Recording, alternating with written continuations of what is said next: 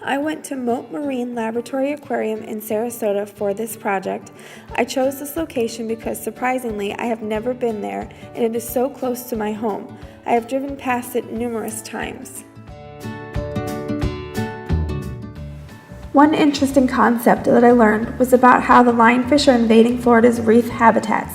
I didn't know the lionfish were a problem here in Florida. To be completely honest, the only knowledge I had about lionfish was from a movie, and all it said was how expensive they were. But from what I learned at Mote, they are a very invasive species that preys on native fish without any real enemies to help control them. I also found it funny that they sell a lionfish cookbook in the gift shop, kind of like a hint hint. My trip did teach me a lot about the local marine environment that I knew nothing about, such as how many of these different kinds of species are so different, yet they coexist perfectly. One thing I learned from my trip that reminded me of some things we learned in class was about the many different types of jellyfish. I remember seeing that video that went into detail about the different types, and also at Mote they went into much detail about how each one even got here in Florida. But I remember when we learned about it in class, I was fascinated by how many different types and classifications there were, and I had no idea. Also, there was a big exhibit on red tide.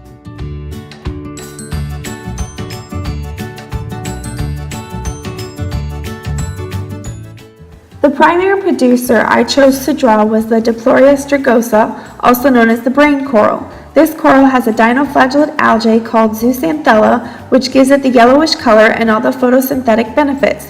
They are useful in their environment because their ridges, known as septae, have valleys known as corallites where the polyps hide and feed on zooplankton at night.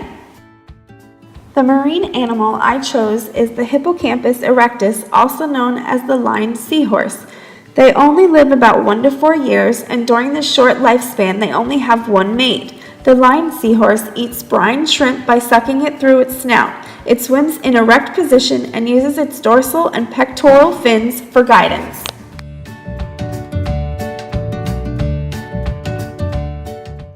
I also want to point out that they had a Finding Nemo tank. It looked like Dory found Nemo.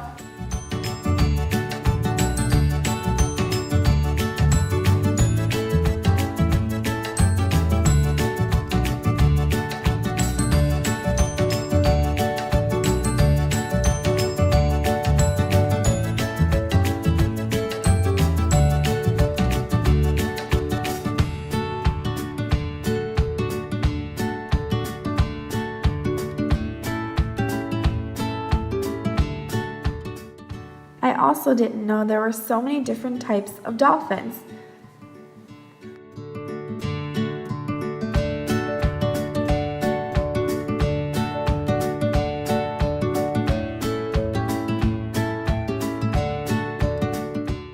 I had a good time at Mote Aquarium and I will definitely be back. I hope everybody else enjoyed their trips as well.